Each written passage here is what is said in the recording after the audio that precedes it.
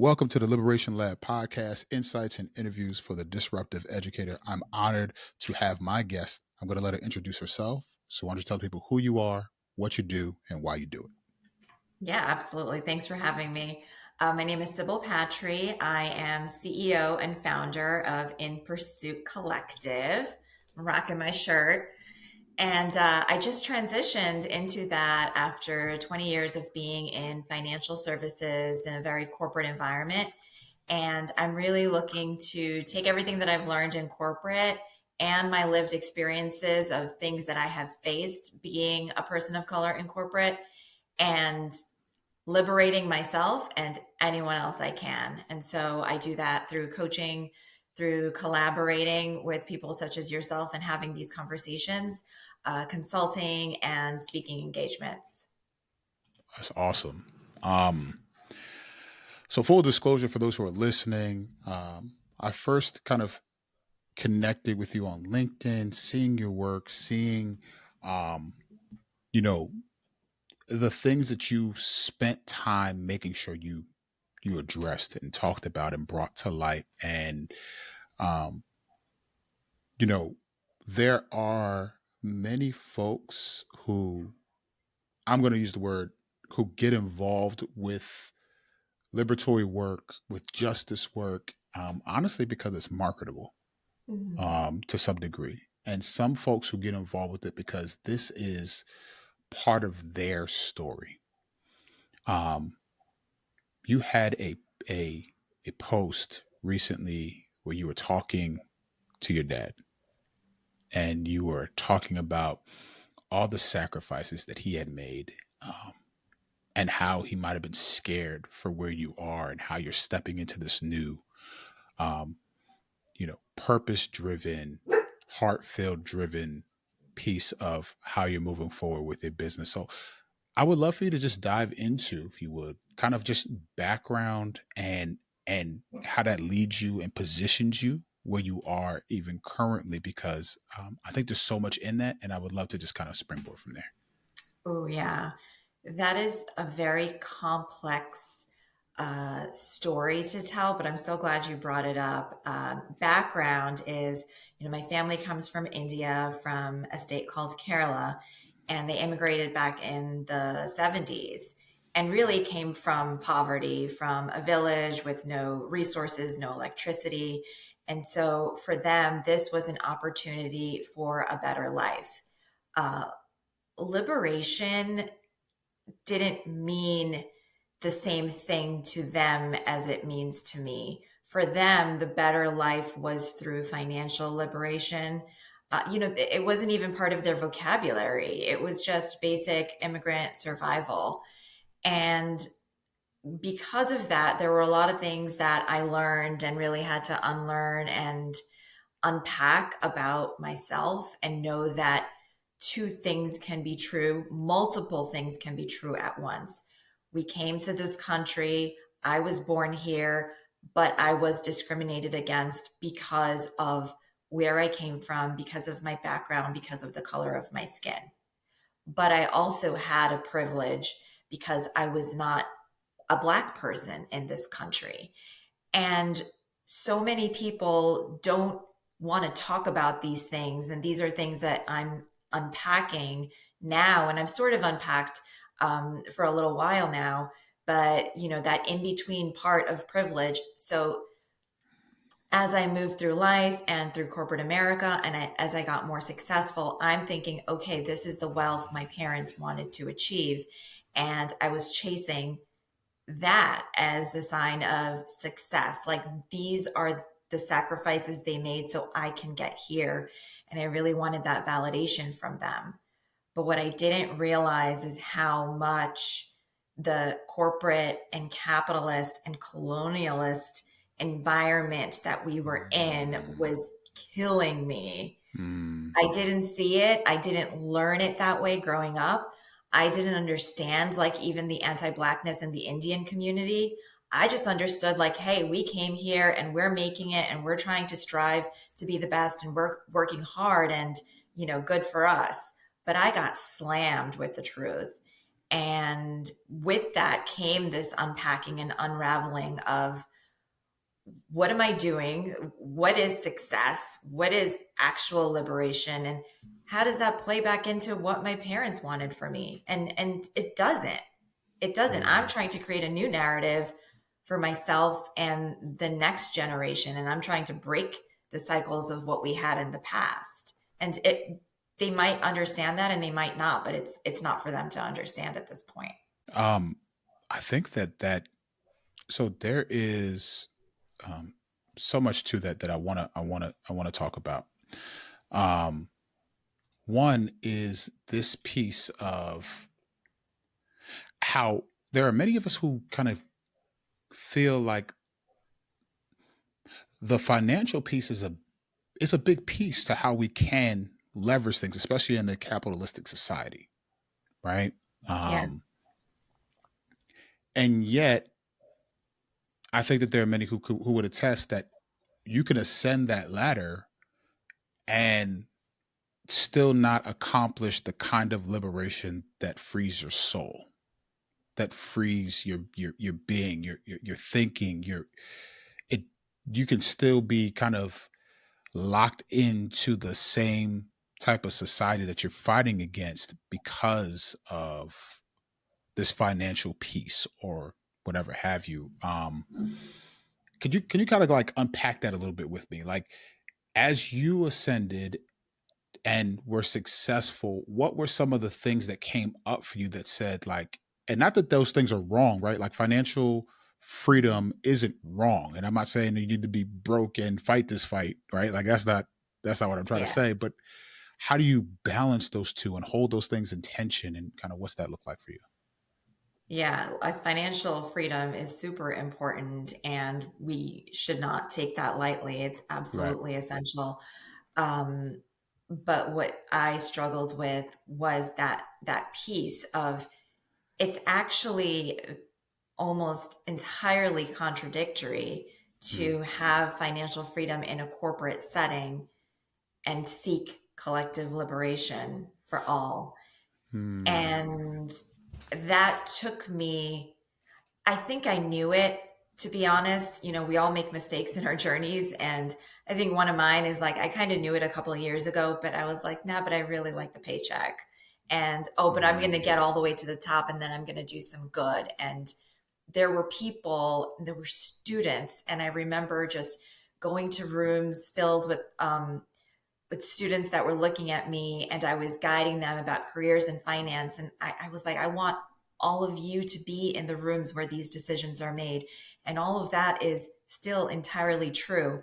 But with the system, the way the system is now, you cannot fully be your authentic, liberated self and still succeed. Mm. You're playing a game. And I did play it. And for a while I played it, and it was a coping mechanism for me of, okay, I go to work, I put on a suit, I am this person, and that person gets treats. It was like this validation of like, I show up like this, I do a presentation, I do a report, I do an assignment, I get bonuses, I get recognition. And so I said to myself, okay, so just erase all of the other things that make you yourself and just bring this person. That's who they want to see. And it was actually kind of fun. And it was my coping mechanism of dealing with like my own trauma. Mm. But when that finally started coming to a head was when I probably got the most prominence and most visibility in my career. And this had to have happened by design. I got my former firm's highest award for leadership in May 2020. They said, "You are doing such a phenomenal job. We are going to give you this award for the work that you do for DE&I efforts and for ESG, which are, social driven, impact driven, social justice, like all of these initiatives." And I was the first woman of color to get that award in the firm's history. And I got promoted to VP earlier that year. And so if anybody looked at me, I looked like, meritocracy at its finest. Like, look at this person working so hard and like this brown woman, and I was on the cover of their annual report and all these things. But in May 2020, something else happened, Mm. something huge that impacted all of us, right? George Floyd was murdered. And that shook the country and it shook the world and it shook me. And I was in this spot where I had a platform that I didn't have before. I was a VP at this company and I just got an award for DE&I. And so I took it upon myself to relentlessly advocate for what was happening, for our company to talk about it, for groups to get together and try to heal and work on these things. And, I actually tried to bring some form of liberation movement into the corporate space. They're not ready for it. The system isn't designed for that. Yeah. Yeah. And I think, to your point, I think any sector, you can make the choice to kind of mask those pieces of who you are while you ascend the ladder, and then maybe delayed liberation, if you will. After I get there, it's going to be all right. Um, you know, Folks listening might be like thrown off a little bit because it's like usually we have people who are in the field of education and they're like, well, wait, uh, the person you have on now is doing work in the business sense, and she's consulting, and those are great things. What does it have to do with me? Um, my whole goal in having this conversation, and I think is needed, is the goal of education shouldn't be for learning to stop within the four walls. That learning should continue to take place, um, not just within those four walls, not just in the school, but it should impact the community that you're serving and ultimately the world. Yeah. That your experiences with In Pursuit Collective is it started as you continue to grow and learn and develop through your K to 12 experience and everything after that. That the seeds were planted even then. Yeah. And I would want our listeners to hear that and to expand our understanding of what education is, because schooling takes place K to 12, but education should be something that continues to happen even beyond, right? Yeah. And so that kind of leads me to this question for you. When you If you were to go back and talk to little Sybil going through K to 12, let's say you were guiding her, walking hand in hand and looking at certain experiences and talking about moments and saying, do you see that moment? That's why we do this now. Or you see this is what helped us moving forward. What are some of those key moments in your life that kind of stick out to you as you think about the work you're doing today? Yeah, it is so important to talk about how this is all related, whatever sector you're in and whatever work you're doing. You can't be doing it at work and not doing it in your own community. You can't be doing it in your community and not bringing it to work. It is something that if you really believe in what you're doing, it needs to be you 24/7. Yeah. And that's why, I do bring a lot of what I do back into my local community and the schools. I have two children that are in a school system, and I think about this journey that I've had and the experiences that I've had and what can be different for them all the time. And Yeah. so that is something that I relentlessly advocate for. Uh, and what I truly see as, certain flaws in our public school system and how these things might be addressed. And like we are going to talk about, what is the end goal? Hmm. What's our goal? Um, so I think that'll maybe we'll pause on that, but I'll talk a little bit about my K through 12 experience, which was really interesting. And it's something that I learned a lot from. So in the beginning, we lived in Queens, and I don't know how familiar you are with Queens. I'm in Um, Jersey. okay, yeah. So So Queens yeah. was actually so amazing. We were there until fifth grade, and I have a picture that I still keep near me of my second grade classroom because the coolest thing about Queens is that everyone was different, so that Mm, nobody really stood out for being different because everyone was was different and different. Yeah.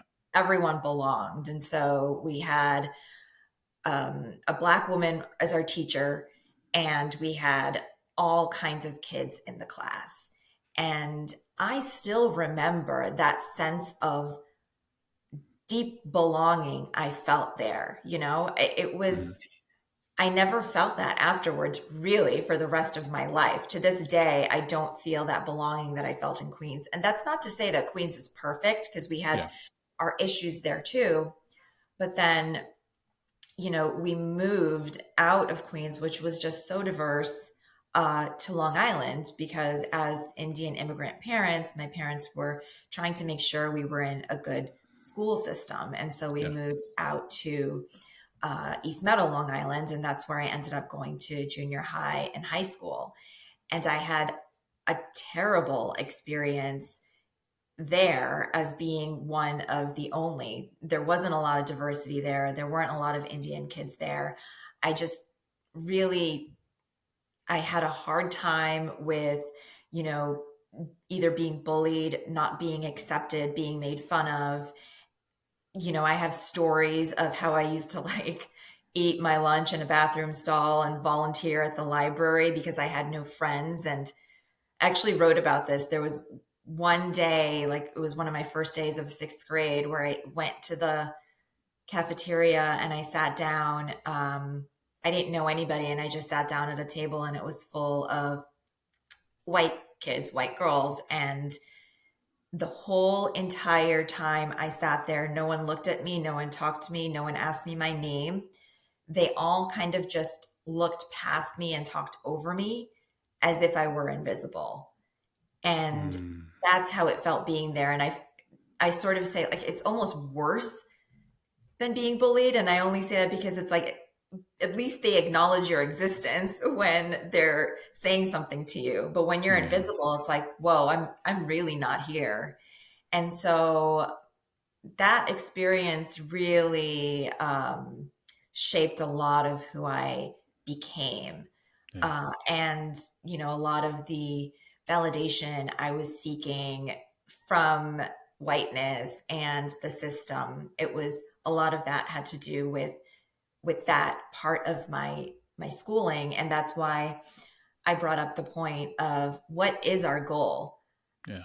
Because you can say like a school system is ranked a certain way, and you have these ranking systems, and what are they ranking exactly?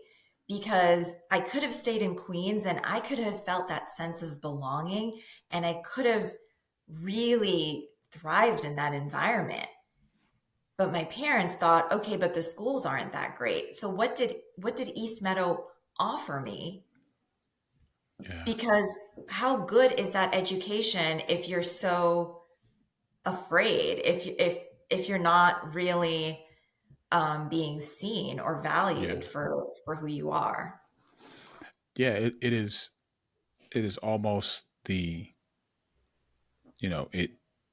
almost fool's gold, right? Like it's shiny, it shimmers, but the substance isn't there, especially if I can't access it because of the barriers that exist in terms of whiteness and understanding black and brown folk, right? Like, even if you think about integration and the process of integration, like we're more segregated now in schools than we were when integration began. Yeah, Um, and that's by design.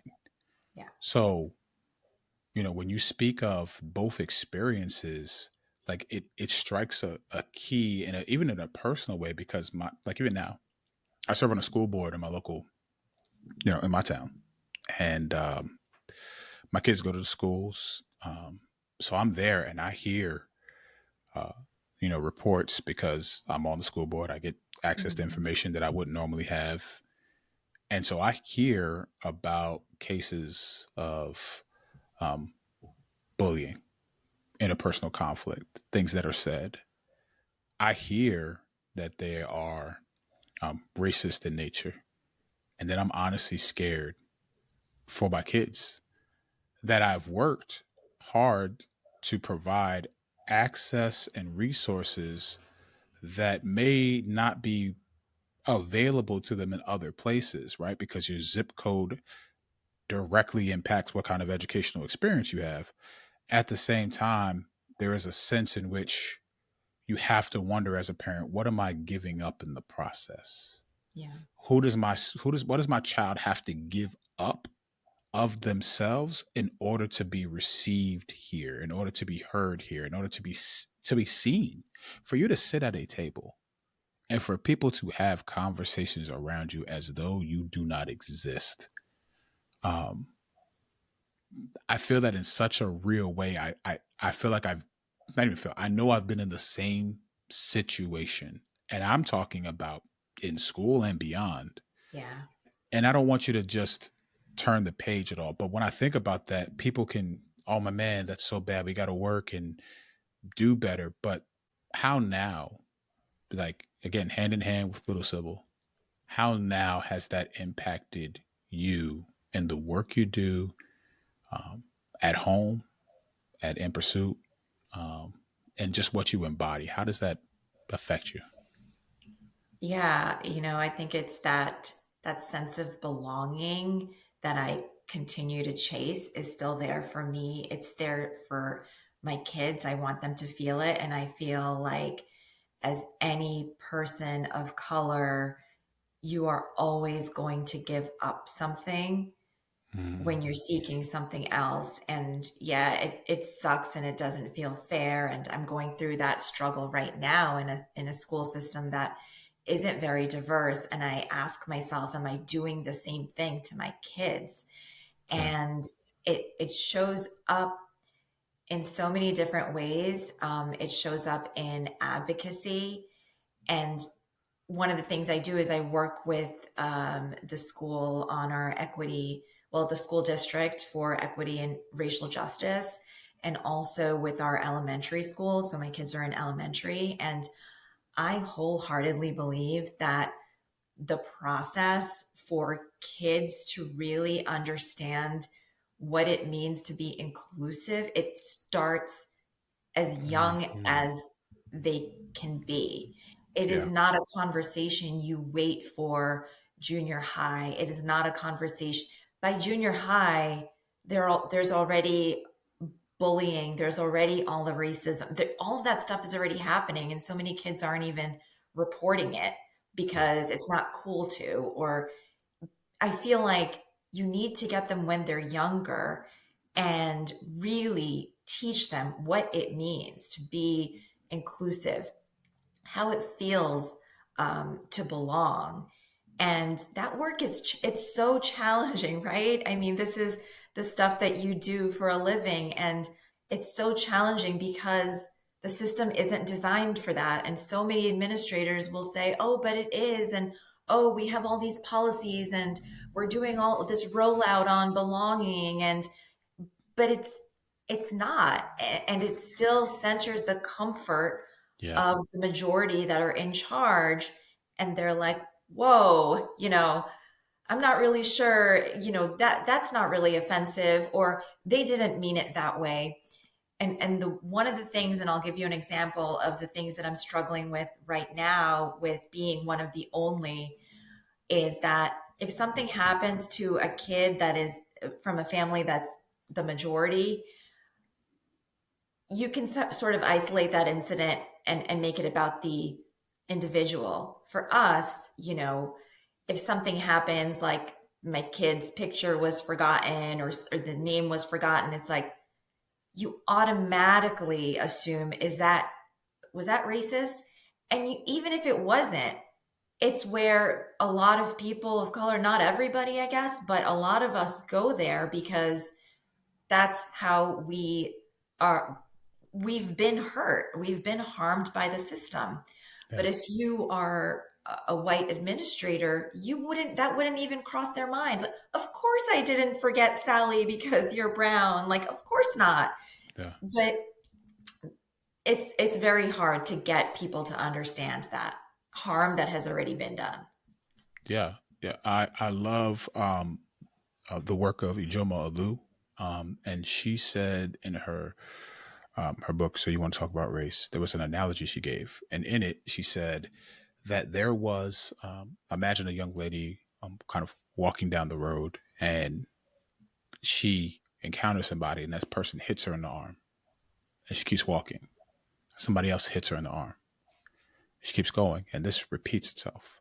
At a certain point, the young lady is going to flinch before anybody has a chance to do anything, because this has happened over and over and over again. In these yet to be United States of America, that's our story. We've we've been hit, and now you're mad at us for flinching before we get hit again. And for us, it's a matter of survival. It's a matter of protection. It's a matter of love for ourselves and for each other. And yet you don't recognize that this is a pattern of behavior that has happened over and over again, that is now embedded in policies, it's embedded in our business practices, it's embedded in our economy, it's embedded in our opportunity gaps that exist in so many different places. But yet and still, you're going to be mad at me for flinching before you hit me. You know what I mean? Yes, I know exactly what you're describing. Yeah. Um, which brings me to a larger point, and that is you had a an instance that happened with your advocacy in real life, in real time, where you pulled up on a school board to talk about some things that were going down and who was in the seat, if you will. Mhm. Um, Talk to me a little bit about that situation, and my hope is from that place we could talk about the connection of social justice in our schools, and then in our lives, business, the work you do, and how it's all connected. So, talk to me about that situation. Yeah, so I am involved. I don't go to all the school board meetings, but being somebody that is now a parent, I wasn't really involved in the local community. My parents weren't involved growing up. I don't think they even knew what a school board was. We just weren't educated. And once I realized that that is really like the big part of the system where all the decision making happens, where the policies happen, and I started tapping into, well, okay, these are the people that I need to know, like what is their background? And then I got involved in understanding school board elections. And then when the elections were happening, getting on email lists, and, this happened in real life where I saw an email from somebody that had just won a seat on the board talking to his kind of constituents about how he is going to try to make school about, school should be about learning and not about, trying to include all these different people because we all have differences. How are you going to account for all the differences? So kind of that rhetoric of, being anti DE and I.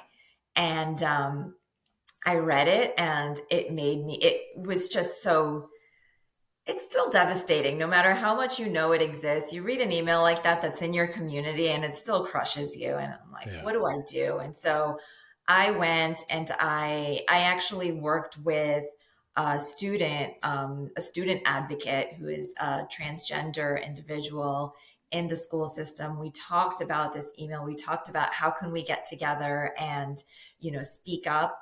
And we actually wrote these statements kind of together. They had to be 3 minutes long. And so we revised each other's statements and then went ahead and read them. And, you know, it's hard. People look at me and probably you, and they think, oh, wow, they're not scared to talk about this stuff. I'm scared every day. I do it scared. I speak truth to power because that is now is the only option that I know for the world that I want to see. And so I went there and I read, like I have it here for reference, but I read and I was like, you could hear my voice quivering, but I said every last word, which was, you know, DE and I and the stuff that we do, which by the way, a lot of the things that a lot of schools are doing are just the bare minimum. Like we're putting up bulletin boards about Diwali and Juneteenth and stuff like that. And that only enhances the learning environment. It makes it complete. It's not taking away from math and reading and writing. it is giving students a sense of belonging. You know, Yeah. it is showing students, especially in communities that don't have diversity, they're only going to see it on the bulletin board. Yeah. They're not going to see it anywhere else. And now you want to take that away from us too, because, you know, we're not celebrating everyone. I mean, the whole point is there's so much already happening in the mainstream that, you know, media growing up, all I saw were white people on TV, white teachers, with the very few exceptions of black teachers and black shows, which I actually gravitated towards. Um, so my point on this was very clear that this is work that is needed. It is the minimum you could do, and it needs to be done. And by the way, it's not just for my kids, it's for all of our kids. Yeah. And the point of that being, you know, it does benefit all of us. This work is not just for black and brown people, it is for white people too. It benefits you to see us, it benefits you for us and our kids to show up authentically. It benefits all of us, for all of us to have belonging. Yeah. And I read this book, Cast by Isabel Wilkerson. Mm-hmm. Um, and there's this one part about Satchel Paige, and long story short, it's about how you know, segregation and being anti DEI really does hurt white people too. Like if they allowed Satchel Paige, who was like an incredible athlete, to actually play in Major League Baseball, he would have helped teams that didn't win championships. And I mean, I'm paraphrasing something that was very beautifully written, but it's a great point to say, like, it would benefit all of us. And so why Yeah. isn't it being done? Yeah. To your point, like it's very easy, I think, for folks to overlook things like when I want to get my daughter um, products for her hair, there's literally an aisle one in the store that I can go to, you know, or Mhm. when I want to get for my son's hair, there's an aisle. There's and it'll say it used to say ethnic hair care. It used to be that that's one aisle in both, you know, if you go to Walmart or Target or wherever. And and what people don't recognize is they don't have to tell you if something is for white people. Yeah, Like that's the default. that's They the do default. have to tell you if something is for us because there's just, you know, or they put the display out that makes it sound really nice and really wonderful at the, you know, those certain moments in time, certain months or things like that. Um, but the other point that you made me think of is when we talk about, like, for example, the advocacy that you were doing with the local school board and speaking and trying to bring to light um, you know, the need for DE&I folks who have the deepest problems with it um, feel a level of I have to protect or shield or um, you know, our kids don't need to be learning X, Y, and Z. And the reality is the the earlier we work at creating communities of empathy and belonging and justice, prevent the issues that we are experiencing even now.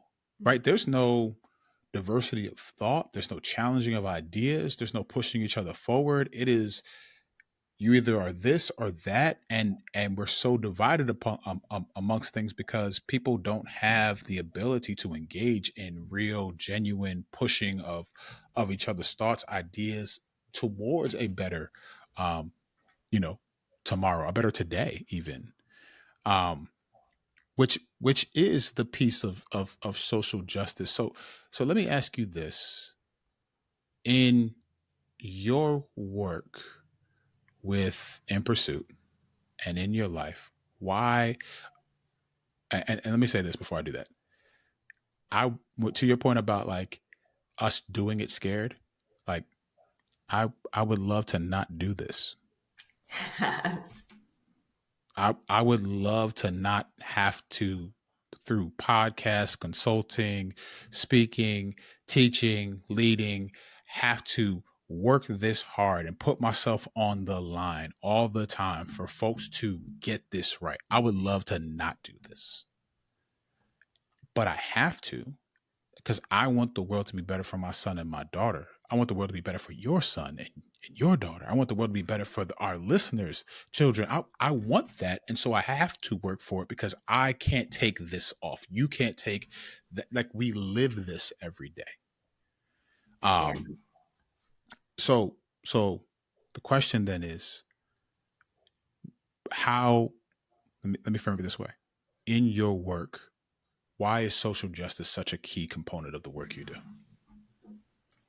It is everything. What you just said is everything. I think about this, and this is sort of what I center a lot of my thoughts on.